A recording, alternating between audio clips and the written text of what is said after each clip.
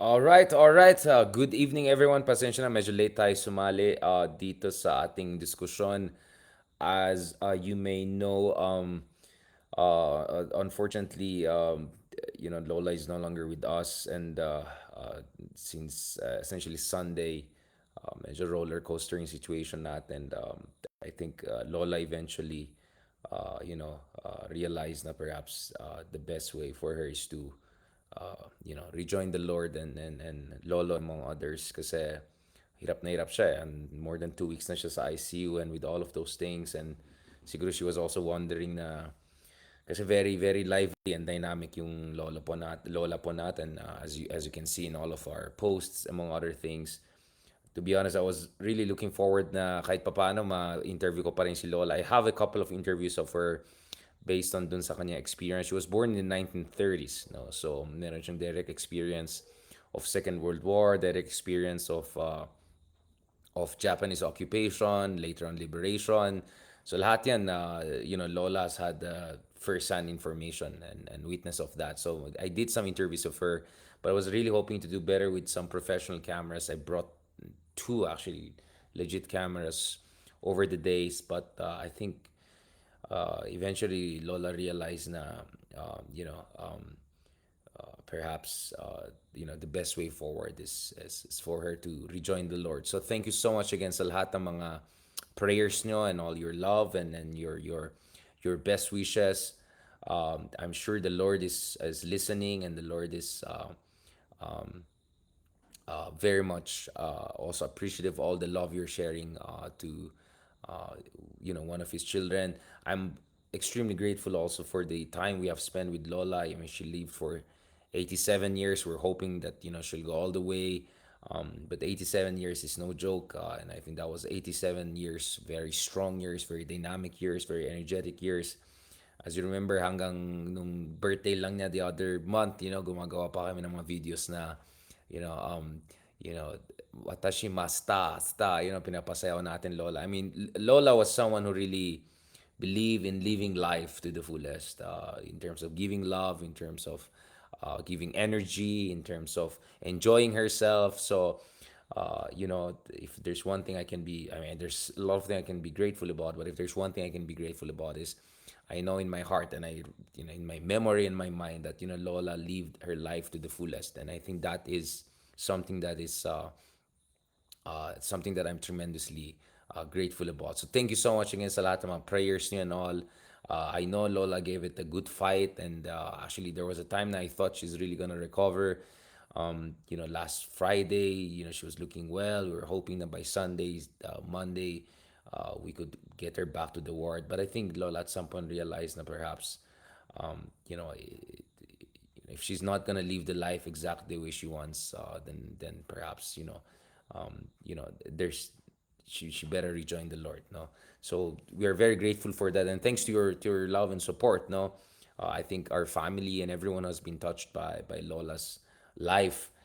Has been able to better cope with these difficult moments, among other things. Let me also thank so much lahat ng mga sumuporta, Ambassador Carlson, the Senator De Lima, many, many other great folks who send their prayers and their commiserations to Lola Elisa. All right, so Elisa Foronda for those who are wondering. So thank you so much for your prayers. Obviously, we're still in the phase of wake. Kanina dumaan ulit ako kay Lola.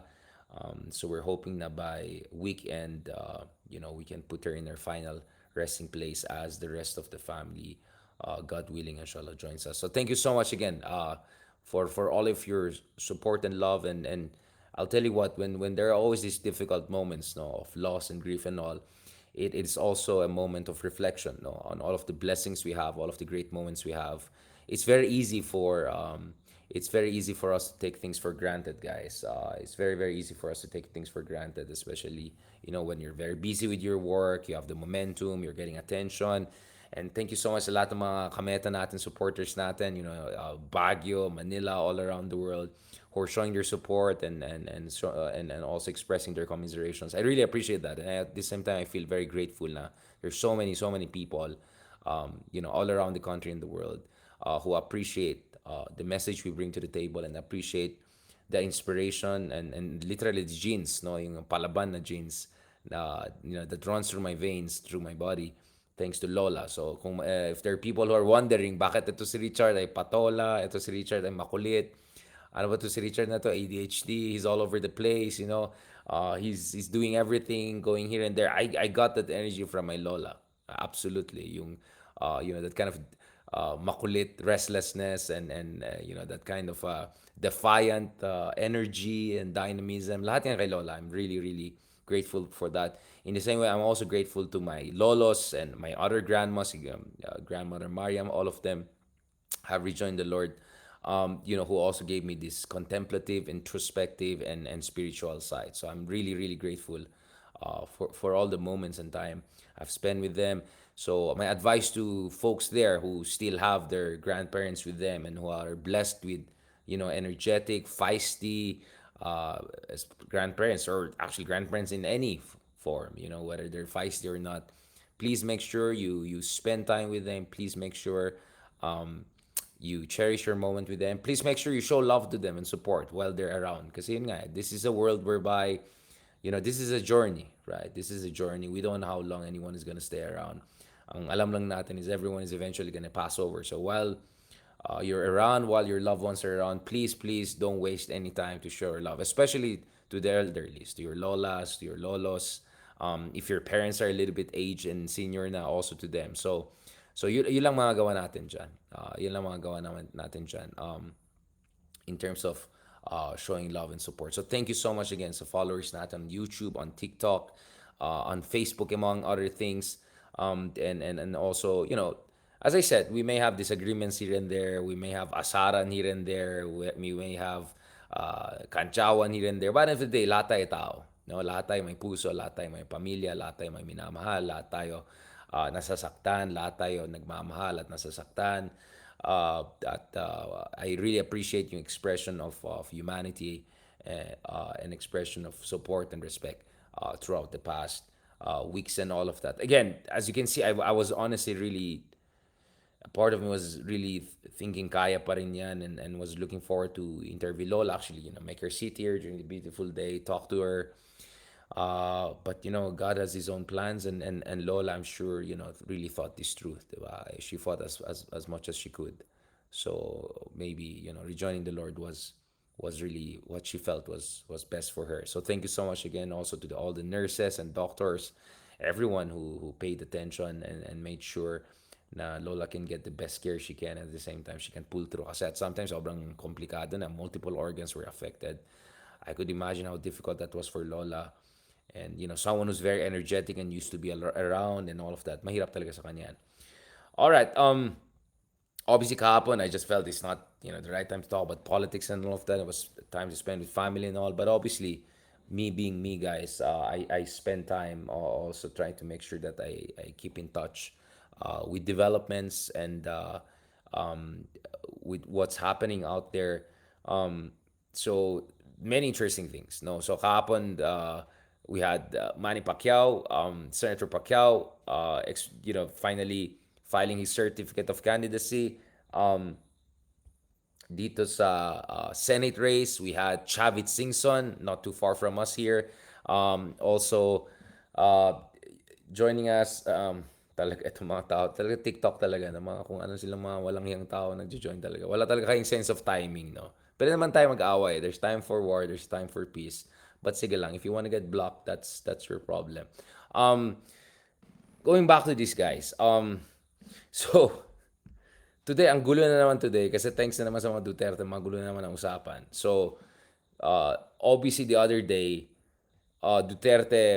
Rodrigo Duterte made it clear na he's gonna run for mayor of Davao, and then si Basta will step not down but downwards as vice mayor, and then Pulong will go for, for another term in office. So that meant essentially not a single Duterte will run for national office, which is a huge, huge step down from where Sara Duterte was just few months ago. Remember when Sara Duterte said noon na hindi hindi dalawa, pero tatlong Duterte ang pwedeng tumakbo sa Senado, at pinagtawanan siya ng sarili niyang ama.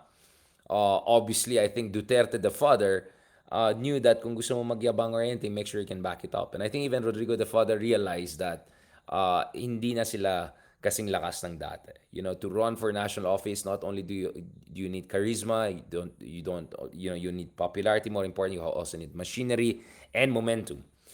And whether it's machinery, momentum, lahat yan talagang walang-wala sa mga Duterte ngayon at hirap na hirap talaga sila. Survival mode talaga sila. Now, just to tell you how much of a survival mode they are, there's in such a survival mode right now na Nograles, again, dun sa mga pinagtatawanan tayo, Richard, ano naman, palpak na naman prediction mo? Like, actually, practically all of our predictions came true. I said, palpak si Digong noong 2015, 2016, palpak siya lumabas. I said, wala tayong makakuha sa China, lahat ng ginagawa ni Digong, exactly yun nangyari, na pledge trap tayo. Sabi ko, Bongbong Marcos will be better on foreign policy than Digong and West Philippines. He will not be China's tuta. Exactly yun ang nangyari. And tagal na natin sinasabi, almost a year before Senator De Lima was freed, I said, I think we're moving in that direction. It happened before the end of the year. Yes, don't worry, hindi pa nangyari yung ICC, pero wag kayong excited, papunta pa rin tayo dyan. It's just a matter of time. So yung mga ka-DDS natin na excited sa ICC, don't worry guys, papunta tayo sa ICC dyan.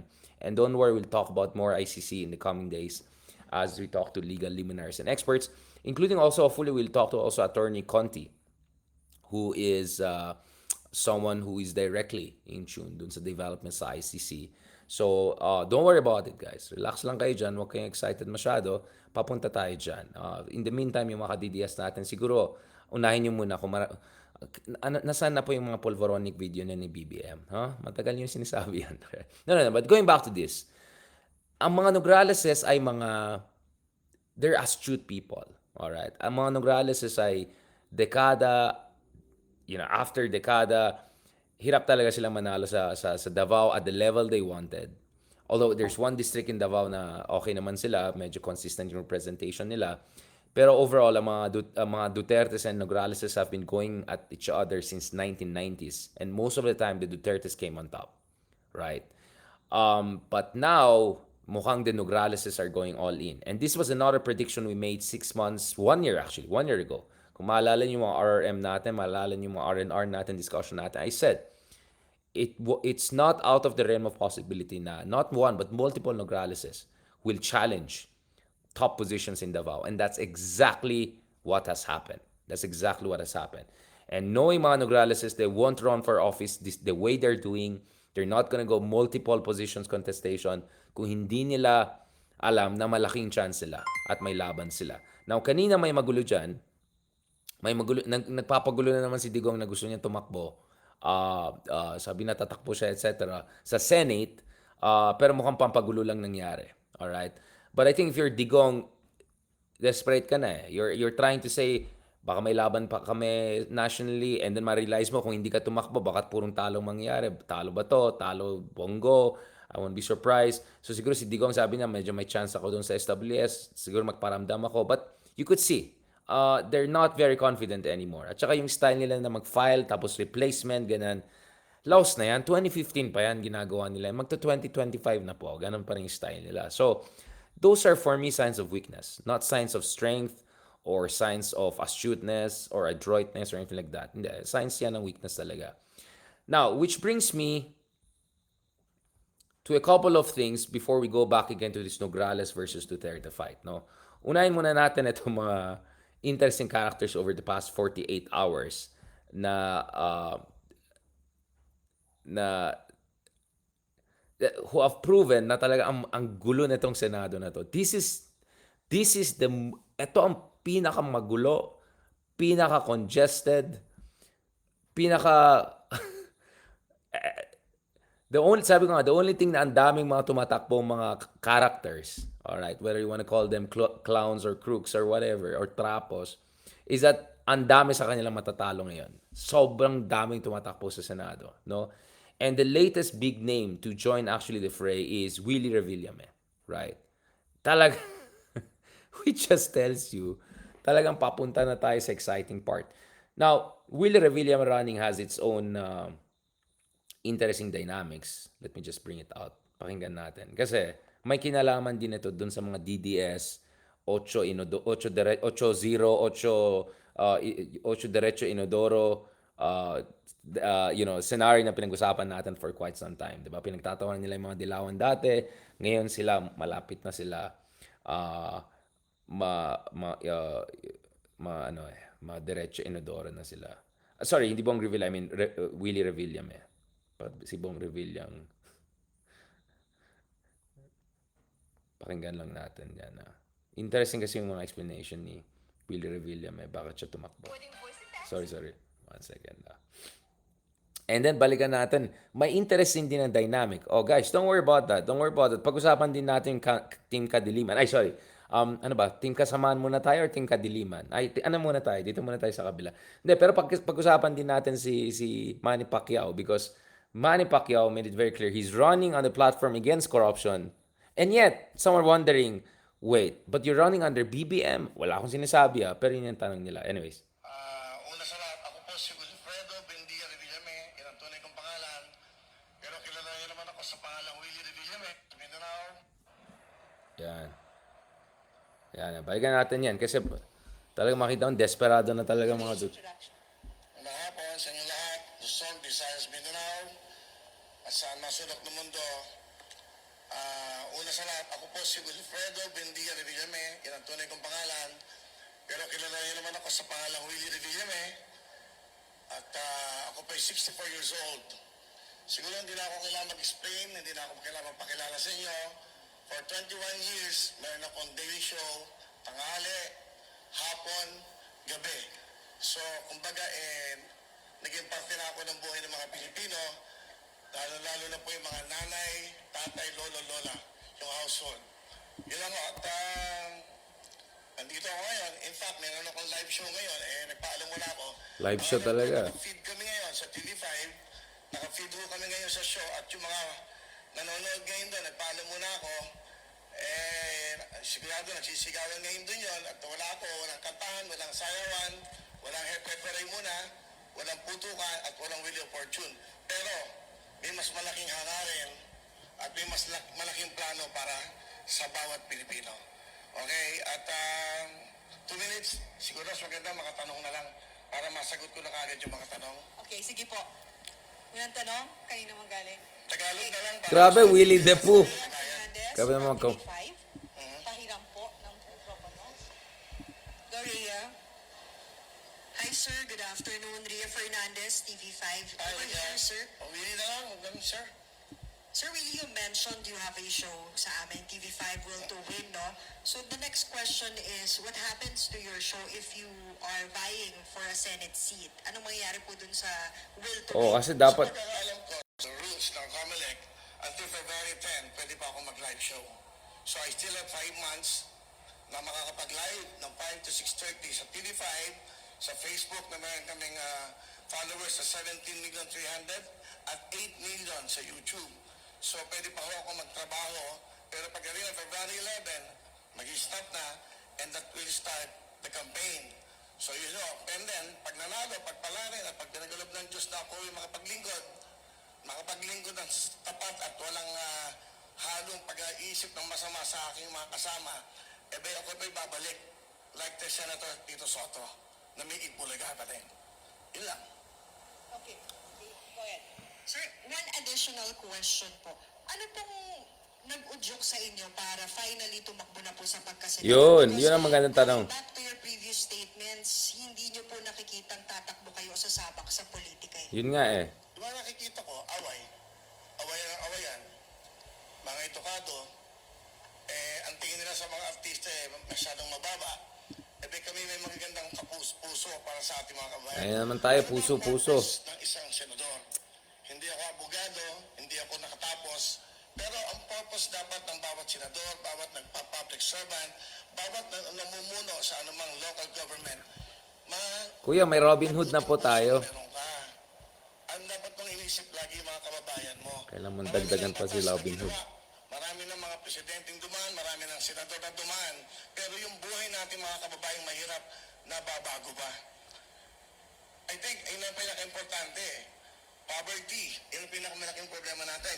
Yung mga batang nangangarap na mag-aral, pag wala ng pera, hindi na natutupad ang pangarap. Yung mga nanay at lola at lola natin na may mga sakit. Alam mo, for 21 years na ako'y nasa daily show, laging ang bulong sa akin ng nanay, lola, lahat. Yung bili ng gamot, Willie. Yung asawa ko may sakit. Willie, pero ang matrikula ng anak. Puro lahat ng iyan ang nadidinig ko for 21 years. Kamati mga kababayan. For 21 years, yung mga tumagbumbulong sa akin ng ganyan, hindi naman ho na bago ang buhay eh.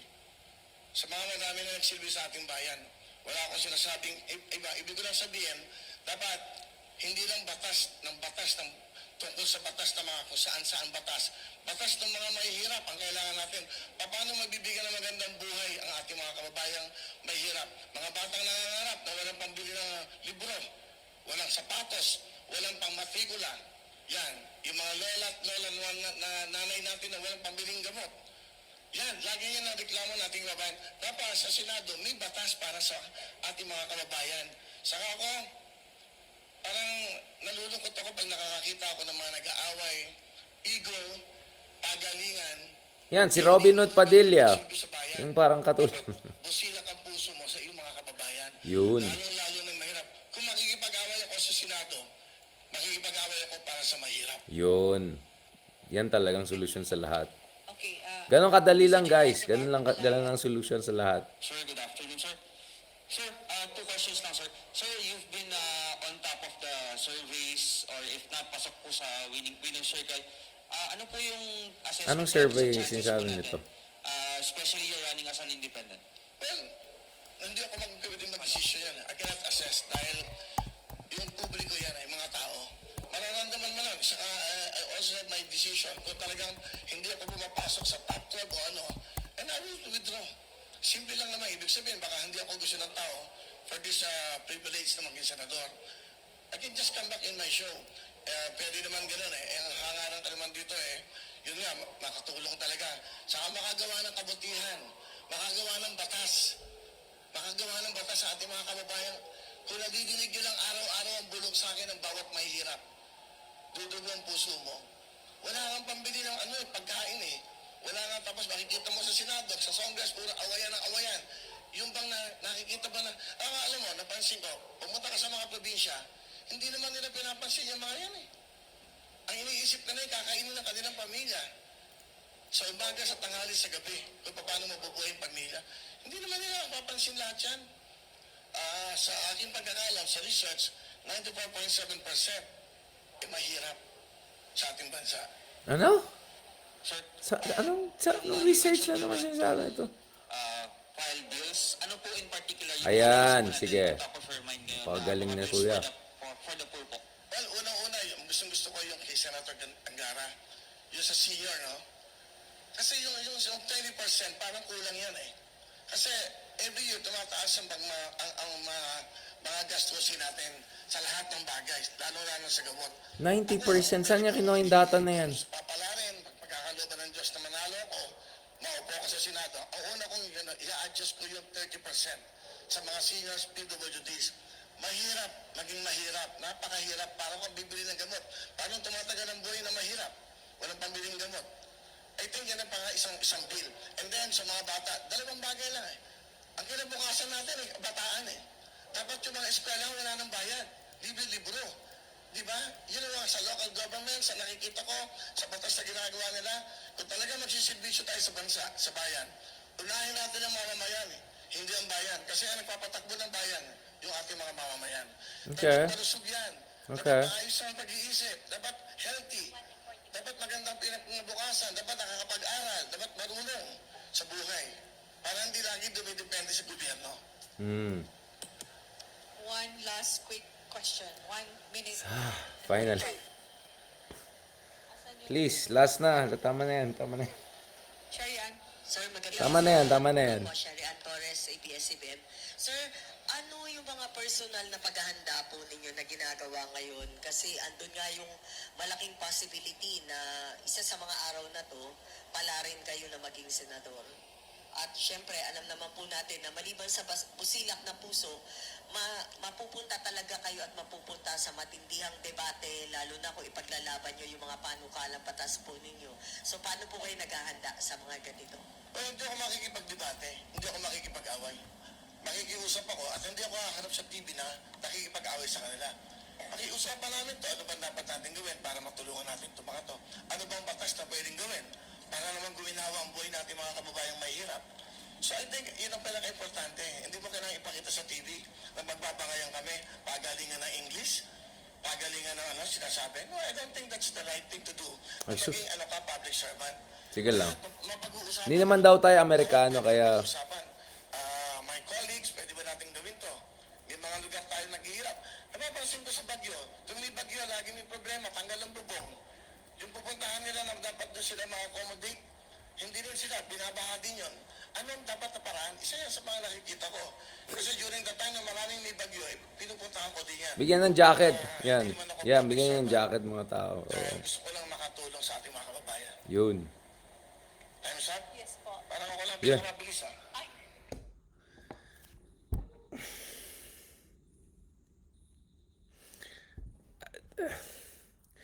Alam mo, isa sa pinakamalaking frustrations natin. Actually, sa totoo lang, hindi malayo mga sagot niya kay Diwata. Hindi rin malayo yung sagot niya kay, Tagalog ba or English? Sige, Tagalog tayo. Ako po ay Bitag Ben Tulfo. Tayo po ay sa community service, 20 years, journalist. Yan, yung mga, sa totoo lang, hindi malayo yung sinabi niya sa mga kay Diwata. Actually, mas bilib pa ako kay Diwata kasi alam ko si Diwata talaga, naghirap pa siya para umakyat and all of that. So kapag usapan sipag at tiyaga, sa totoo lang, mas bilib ako kay Diwata kaysa yung anak ni Madam. 'Di ba? Yung anak ng, maraming lupa. Hindi mo alam paano nakuha yung lupa, pero maraming lupa bigla. 'Di ba? Alam mo, isa sa pinakamalaking issue ko dito is, yes, tama. Yung mga sinasabi niya, hindi malayo sa sinasabi ni Robin Hood Padilla. Alright?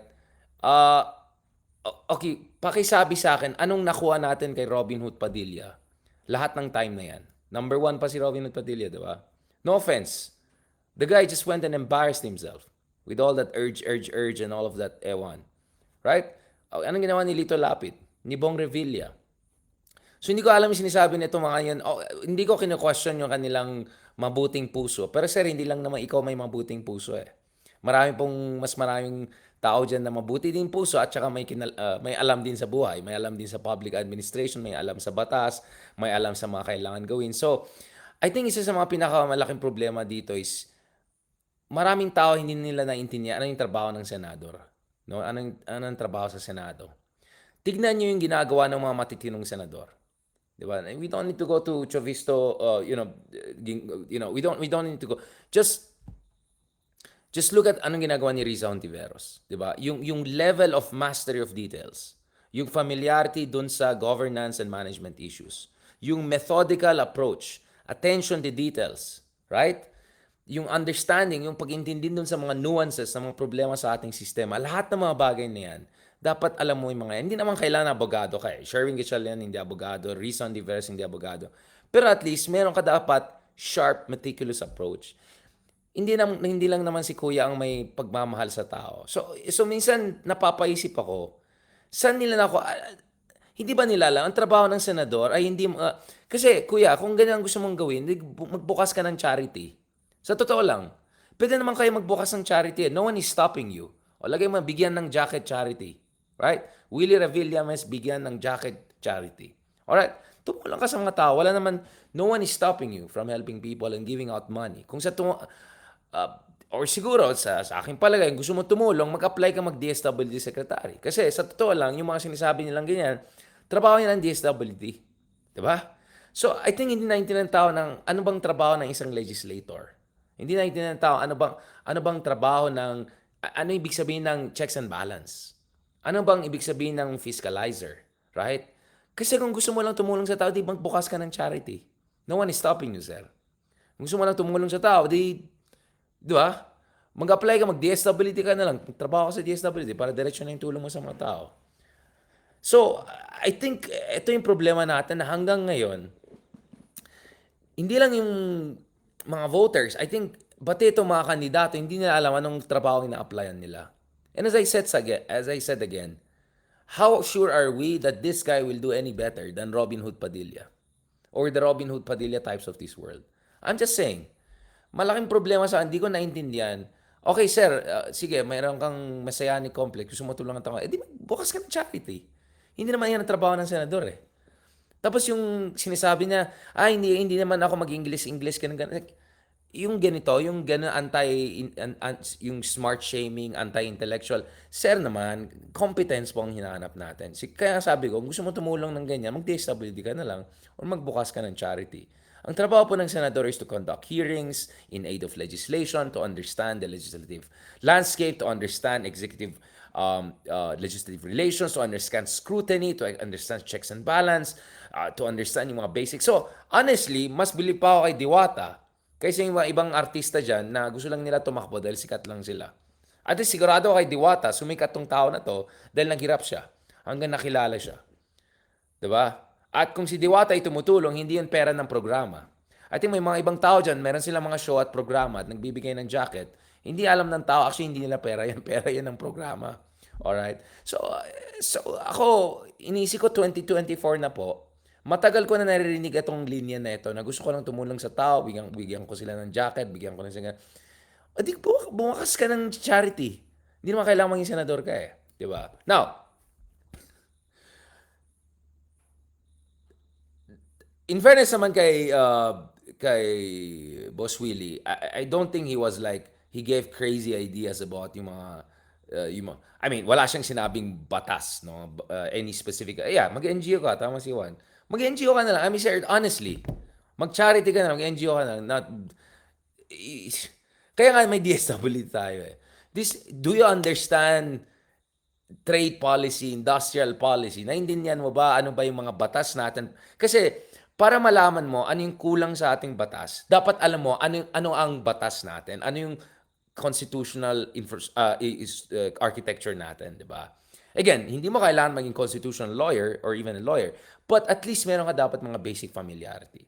Or doon sa mga public administration issues.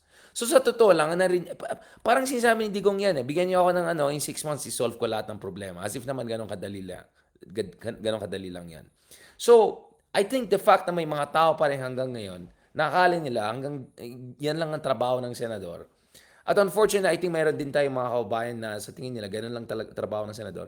That's worrying to me. That's worrying to me kasi pinapakita talaga nito na kulang talaga tayo sa kahit yung mga pangunahin, yung basic na pag-intindi dun sa mga trabaho ng mga iba't ibang opisyales sa gobyerno. O mag-governor ka na lang, tumulong ka dun sa isang, mag-mayor ka na lang actually. Ang suggestion ko sa mga taong ganito, mag-mayor na lang kayo. Pumili kayo ng taong syudad, mag-mayor na lang kayo, tulungan yung mga tao. Kasi baka mas bagay sa inyo mag-mayor. Para directly matutulungan mo ang tao. Kasi ito, usapin batas. Usapin hearings. So, nung si Riza Ontiveros, again, I'm giving you an example kasi ito yung matinong senador na tumutulong talaga bilang isang senador. Hindi naman si Riza Ontiveros ay umalis lang dyan, nagbibigay ng jacket or what. Si Riza Ontiveros, ang trabaho niya ay sisigurado na walang kalokohan nangyari sa ating politika, sa sistema, may hearings, pinipressure ng government, sa POGO, ALISCO, lahat ng mga kalokohan na yan. Paano tayo umasa na isang mga katulad na ganito ay makakatulong pagdating sa mga hearings na yan? Tapos narinig ko, hindi, magaling naman yung staff and all. Magaling naman yung staff ni Robin Hood Padilla. Magaling ang abogado niya. Nakita niya sa likod na may bigote ganun. Magaling din naman siya. Magaling din naman staff ni Bong Revilla, I'm sure. Magaling din yung staff ni Lito Lapid. Pero ano pong ine-elect natin? Yung staff or yung tao? Di ba? I mean, di sana i-elect mo na lang yung staff kung pagalingan lang ng staff. Di ba? Actually, the moment na senador ka, madali kumuha ng magaling na tao. Pero at the end of the day, ang decision sa'yo. At ikaw ang binoboto ng tao, hindi yung staff mo. Madali naman kumuha ng magagaling na abogado na mag-staff sa'yo eh. Honestly, mahabang pila yan.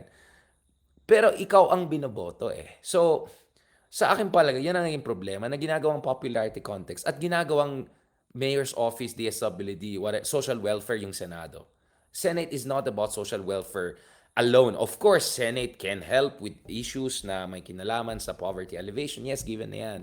Pero hindi po yun ang pangunahin na trabaho ng Senado. So it looks like may mga tao dito nag-apply ng trabaho na hindi nila alam ano yung job description. Apply lang sila na apply. Now, as if that wasn't interesting enough, ito si kababayan natin yan.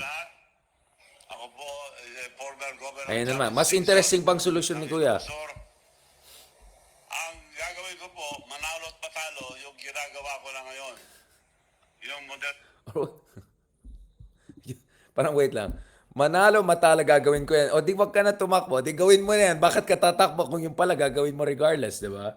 But anyway, ng electric vehicles, electric jeep, electric tricycles, electric motor mukhang Department Transportation yatang dapat apply natin. I'm just giving you can see what's going on, right? But okay, shut up na ako. cycle. Kayo nang bahala. Matagal na pong programa ito ng gobyerno, hindi magawa-gawa. Dahil pinapadala sila sa land bank para umutang. Mag-down payment ng 500,000 ang porsyento. So matagal na po yun. Kita kami minsan ni President Marcos, kako, this time, Mr. President, mangyayari na yan. Dahil ako mag-provide lahat ng electric vehicles, Lahat. electric jeep, tricycles, motorcycle, Sir, Tesla. Gusto ko ng Tesla.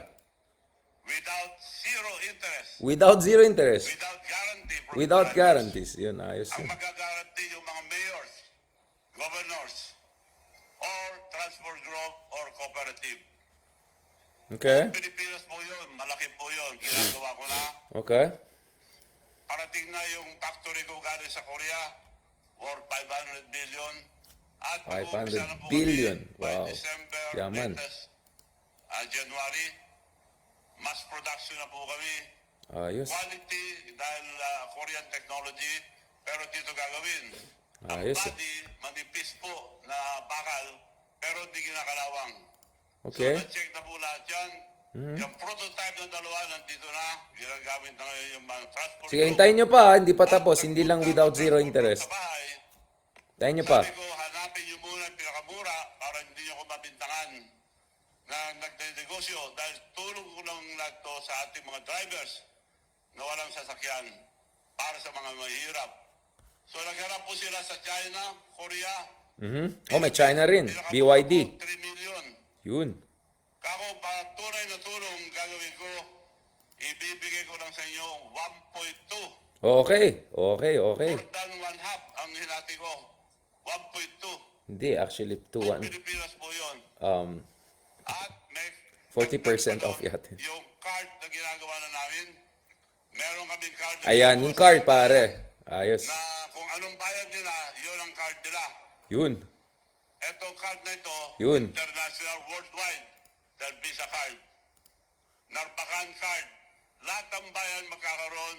Okay. Buong Pilipinas, mamimigay kami libre with bank account, credit card na as a debit card. Okay, ah. So, ito po, gawa-gawa na namin pero maandar.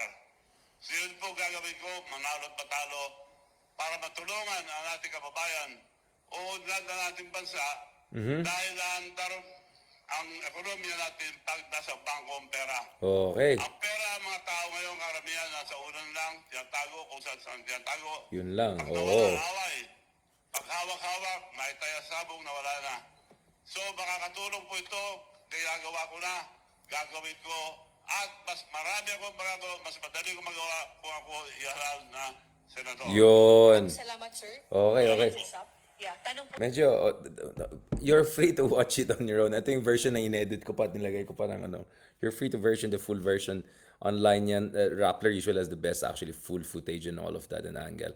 Ito naman, mukhang Department of Transportation ang kailangan ni Kuya or LTFRB.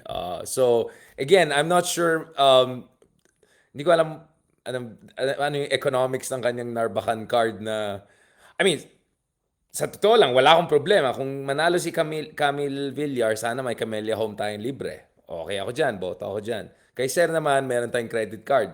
At 40% off sa electric. Okay ako dyan. Libre naman jacket kay Willie. Okay din. Sa totoo lang, wala akong problema. Wala akong problema dyan. I'm just saying, this just tells you guys, di ba? Like, I'm not sure people understand ano ba ang trabaho ng senador. Hindi ito ay nagbibigay ng freebies. Alright? At mukhang yung iba mas bagay sa Department of Transportation, isa mas bagay sa DSWD. So, interesting yan. May na-comment kanina na depressed daw siya nung nakikita na itong mga to kasi ibig sabihin, dahil wala daw siyang tiwala na baka manalo pa daw yung mga ganito, ganyan. Ito lang masasabi ko, sa daming mga ganito ang tumatakbo, maraming hindi mananalo. So, yun lang. I'm just saying, sa daming tumatakbo nakakaiba, marami rin hindi mananalo nakakaiba. So actually, the more the merrier and the better. Kumbaga. So actually, don't be surprised, maraming mga malalaking pangalan na hindi ubra sa election neto. I honestly, I'm not even sure Villar or Binay would win in this race. Never mind the other ones. And actually, as far as the surveys is concerned, there's the last survey I saw that Willie Revilla may actually had a chance. Had a chance. That's number 10 to 17 is Pulse Asia. Pero ito yung time na si Abby at Isko ay pasok pa. This is March. Iba na yung mga surveys ngayon. Mahirapan si Willie Revilla or even si Abby. Si Isko nga, nag-give up na eh. Nag-ano na lang, nag-mayor na lang. Kaya si Mark Gamboa na lang tatakbong senador. I'm just telling you guys. This is interesting. Kasi sa dami nilang tumatakbo ng ganitong style, ang dami rin matatalo. Ang dami rin matatalo. So anyway, but the next one actually could be someone who has a good chance, at least based on the surveys we're seeing. Ito naman tao na to ay, of course, mahal na natin to, People's Champ. At the same time, of course, ito yung pinaka number one sa absentee. Sa dami niyang absence sa Senado at sa Congress, feeling ko matatapat niya yung record niya sa boxing doon sa record niya sa absentee. Alright? Pero ganun naman, basta.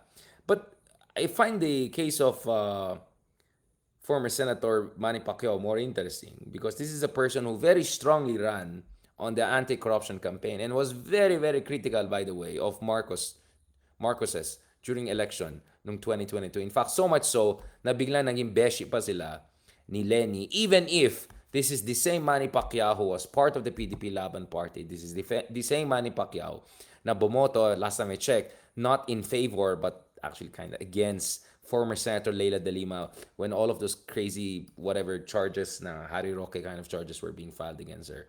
But anyway, past is past, as they say. Tingnan natin anong explanation ni Manny Pacquiao for running for Senate again. Siguro gusto niya tapatan yung absentee record niya, di ba? Ay, pero medyo similar din. Gusto niya tumulong sa bayan. Suggestion ko yung mag-DLG secretary na lang siya, pero sige lang. Magandang hapon po sa ating lahat. Bago ang lahat, para ahensya ng gobyerno na source of corruption, which is yung road board. Inabulis natin dahil redundant siya sa trabaho ng DPWH. Not only that, inimbestigahan natin yung issue ng road right of way na malaking halaga, billions of pesos ang ninanakaw doon. Ang daming anomalya. At hindi lang po yan, marami tayong mga ebidensya. Alright. Korupsyon na Mukhang pang ombudsman office dapat to. sa aking damdamin na makita dito sa ating bansa. Dahil ako naniniwala, Yun. kaya naghirap ang ating bansa, kaya naghirap at nagdusa ang sambayanang mga Pilipino. Maraming mga walang trabaho, Okay. bagsak ang ekonomiya natin dahil po yan sa korupsyon. Ang korupsyon talaga ang kanser ng ating bansa. Correct me if I'm wrong, yan po ang dahilan bakit sadsad, bagsak ang ating ekonomiya at ang daming mga Pilipino na walang trabaho. Wala pong mangyayari sa bansa natin, walang mangyayari Okay. sa kinabukasan natin kung hindi po tayo lalaban at labanan ang korupsyon ng ating bansa. Right. Kailangan pigilan po Yes, totoo yan. ang korupsyon dahil yung korupsyon po sa aking kaalaman, sa aking nadiskubre, yan po talaga. Yun. Ginagawa nila ang Ombudsman talaga ombudsman. politics as a business. Yun, totoo yan. In fairness. Maraming salamat po sa inyong lahat at naway pagpalain palagi tayo ng Panginoon. Maraming Yeah. salamat sa Ayan na. Question na po sa media. That's it. Anyone? Okay. Sherry Ann Torres, ABS-CBN. That's it.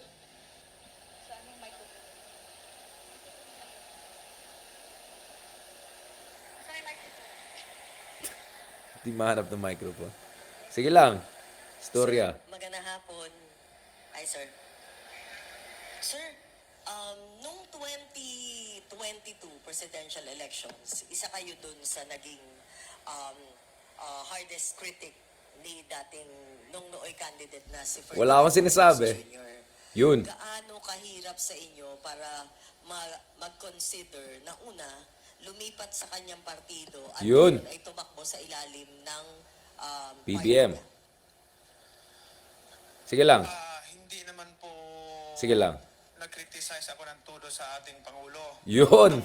Tinanong lang ako ng media noon, Wait. Wait. Sir, matapang ka, 'di ba, sir?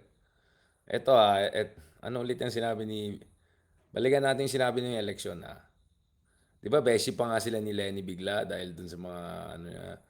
Okay, balikan natin Sige ba. Just to set the record straight. Dapat next na pag nagtanong ka, basahin mo yung quote Ito. Alam mo naman ito. Nung tinanong siya nung presidential debate, ito po yung sinabi ni ni Manny Pacquiao. May bahit ng corruption, may issue ng corruption, 'di ba? Alam mo naman ng corruption sa ating bansa, 'yan ang dahilan kung bakit tayo. So, like he was asked by Tito Boy Abunda, bakit hindi dapat iboto si Senator Marcos? Remember, 'di ba? Doon sa Tito Boy show, 'di ba? May part na parang fast talk, 'di ba? 'Di ba si Lenny tinanong, bakit dapat hindi pwede botohin si Marcos? Sabi niya kasi sinungaling. Naalala mo 'yan sila. Ito naman nung tinanong siya, bakit hindi si BBM? Ito yung sabi niya.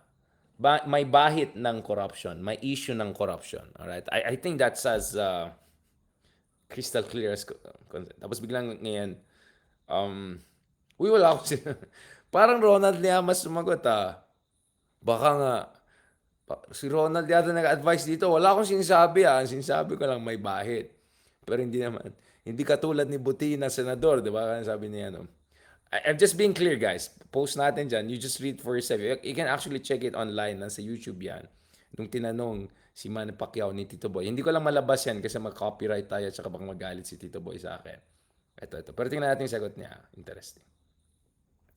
na about sa corruption. Sabi ko, kung may ninakaw, dapat ibalik. Kung may ninakaw, ang konstitusyon natin, ang Sige lang. gobyerno natin kailangan ng due process. Sige lang. Uy! And then, Uy! Due process daw, guys. Due process. Di ba supporter siya ni Digong back in the day? Ano po yung sinabi niya sa due process nung pinag-usapan ng extrajudicial killings? Ano ulit yung due process na sinabi niya? Interesting. pagkakaalaman, bayan, siguro sa habang panahon, Sige lang. ito, imulat natin ang mga mata natin dahil may matatalino naman tayo. Totoo. Imulat natin. Sige lang. Lagi natin sinisisi ang pamilya Marcos pagdating sa korupsyon. Kawawa naman Hindi ba sila. natin nakikita na sa panahon ng Marcos, Ayan na. ang bansa natin number 1 sa ekonomiya? May kurap pang bansa na number 1 sa ekonomiya. Sige. Sir, ano po yung datos nyo? Number 1 saan? Ano po yan? Anong World Bank po yan? IMF po yan? I'm now in Solid North. Pero alam mo, kahit sa Solid North, di namin sinasabi number 1. Sinasabi namin number 2 sa Asia. After Japan. Kay Kuya, number 1 na. Nalampasan pa natin ang Japan. Ibang klase talaga, ibang klase. Of course, the reality is far more complicated kasi actually in per capita income, bumaksak pa tayo noong 1970s. Pero mahabang usapan. Pero talo pa kami mga Solid North. Okay? O, Kapsat. Di ba? Kapsat. Bagam nga han nga met nga number 1, number 2. Number 2 han nga number 1. Pero number 1 isu na Talo pa kami. Parang na-insecure yung pagka-Solid North ko, sir Number 2 lang kami. Ikaw number 1. Talaga ibang klase. Sabi niya noon bahit na corruption, my God. Tapos ngayon biglang, wala akong sinasabi. Number 1 pa nga kami. Ano bang sinasabi? Parang Ronald Llamas style yan In reality lang in reality lang. Oo, reality, sir. Ano bang ulit? Sige lang. Hindi kurap ang bansa natin. Sad tayo. Sige lang. For how many decades, pabagsak ng pabagsak ang ekonomiya natin. Maraming mga Pilipino na walang trabaho. Ang hinahanap. Wait. Sinong presidente ngayon? Marcos Jr. Tapos ang sinasabi niya, baksak yung economy natin. So okay ka sa mga... Wait. Gets nyo? Kung ang presidente mo ngayon ay Marcos Jr., tapos sinasabi mo baksak ng ekonomiya, so sinong sisisihin natin? Pader? Sisisihin natin ang panahon, climate change, 'Di ba? If ganun ka malala ang sitwasyon. By the way, hindi ko sinasabi okay ang situation natin sa Pilipinas. Ang sinasabi ko lang, parang medyo weird sa akin na sasabihin mo baksak yung bansa and then okay, tapos dinidefend mo pa yung pamilya ng kasalukuyan na presidente. Parang weird 'yun ah. At sinasabi ko yan para sa ating mga ka-DDS kasi kasama niyan, 'di ba? Ka-DDS niyan dati, 'di ba? So kung sinasabi niya baksak ang economy natin, sinong sinisisi niya? Si Digong or si BBM? Alam nga sisisihin pa niya yung ano na, mga dilawan na 10 years ago or 10 years ago ay yan ang malabo sa atin, di ba? Medyo malabo, di ba? Parang kung baksak ng economy natin, kung sobrang malalang situation, at ang pangalan ng presidente ay Marcos Jr., bakit bilib na bilib siya sa mga Marcoses? At sabi ko nga, talo pa nga kami mga Ilocano. Sa amin, ang istorya namin, ang version ng istorya namin, number 2 kami after Japan. Ang version ni Kuya, number 1 sa mundo. Forget about Asia. Like, number 1 tayo. Number 1 in what? Corruption? Di ba? Like, it's interesting. So, yan ang gusto kong i-establish yung legacy na makagawa tayo ng legacy ito hindi para magpayaman. At nakita ko ang programa ng Pangulo Yun. dito sa bagong Pilipinas Ayun pala eh. na magkaroon ng trabaho Ayun pala eh. bawat Pilipino. So, ginagawa pala ni BBM ang... Bawat pamilya Okay na pala tayo. dapat suportahan natin. Hindi pa maganda yan? Kaya nga. Sa lahat ng mga nag-criticize sa ating administrasyon, mag-isip po. So wait. So kung napakagaling ang presidente natin, bakit baksak yung economy natin? So sinong sinisisi niya? Corruption ni BBM or corruption ni Digong? Diba? I mean, sinong sinisisi? Hindi ko talaga, I mean, di ba? Kung baksak ang economy natin, ba't mo sinisuportahan yung president ngayon? Kung napakagaling yung presidente natin ngayon, bakit baksak ang economy?